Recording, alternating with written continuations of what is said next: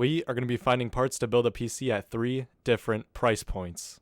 The PCs we're going to be building are $500, $1,500, and $3,000. And if you want any of the parts mentioned throughout the video, they're going to be in the link tree in the description. Starting off with our $500 PC, we're going to have to be very careful where we're spending our money. For our processor, there's no question I'm going for AMD's Ryzen 5 5500. It has 6 cores, 12 threads, and makes a base clock of 3.6 GHz. Now, we don't want any bottlenecking, so we have to find a good GPU to pair with our 5500. I decided to go with NVIDIA's RTX 3050. 6 gigabytes of VRAM and is going to be able to handle all titles at 1080p with no problem. If you wanted to throw a couple more bucks into this build, you could go with a Radeon's RX 6600. 2 more gigs of VRAM and will probably pair better with the 5500. And we're going to be slapping both of these onto the Prime B450MA. The full-size ATX motherboard is going to be an extra $30, but that's not going to be necessary for this build, and we're still going to have room to add on if we wanted to in the future. For our RAM, I went with 16 gigs from Oloy. It is DDR4 and 3200 MHz, but I still run old DDR4 RAM on my personal machine and I don't experience any issues. For our power supply, we're going with Thermaltake's 500 watt. It is only white certified, but it's going to give us all the power we need and is ATX 3.0 compatible. I would rather have a gold rated PSU, but this is the budget we're working with. I did have some issues looking for storage for this build. I obviously wanted to go with an SSD. I chose Fangshan's 512GB S500 SSD. If you wanted to throw a couple extra bucks and get their 1TB, that would probably be a good decision because we all know how far 512GB is going to get you.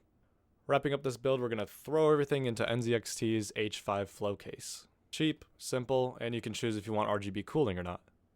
I decided to just use the stock cooling fan for our CPU because of our budget, and we actually went a little past $500, our total being $528 for this build.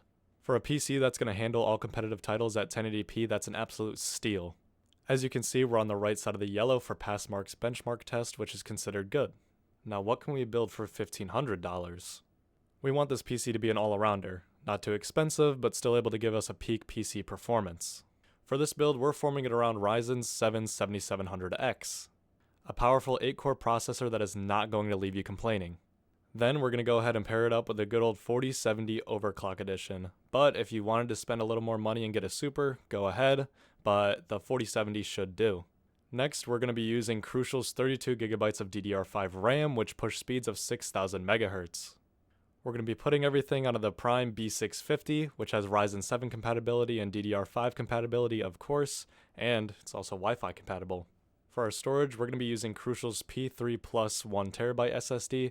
You could spend a little extra money again and go with a 2TB, but honestly on my personal machine, I still have 300GB left on my 1TB SSD, so take your choosing. Powering our build is going to be Segotop's 750 watt power supply.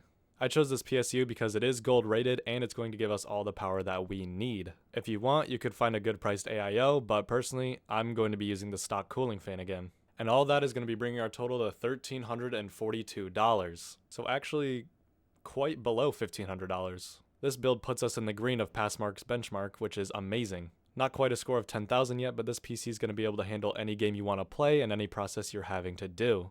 Now, what the blessed few have been waiting for, what can we build with $3,000? We want the ultimate gaming experience, so what are we going to need? For the processor, I went with the Ryzen 9 7950X3D. It has 16 cores and is going to pair perfectly with our GPU, which is Radeon 7900 XTX. These two are going to go hand in hand when bringing you a powerful and optimized experience. For the RAM, I honestly went a little overkill. I chose G.Skill's 64 gig pack of Trident RGB RAM. Yes, you could downsize to 32 gigs, but hey, go big or go home in this case. For our motherboard, we're going to be throwing everything onto Gigabyte's B650, has all the compatibility we need, and we're going to be able to have all that RGB goodness. For this build, I actually did include an AIO. I went with Arctic's Liquid Freezer 3. It'll give us that nice subtle RGB while keeping our CPU nice and cool. For our storage, it's going to be MSI's Spatium 2TB SSD, which is going to give us great speeds and has heatsink.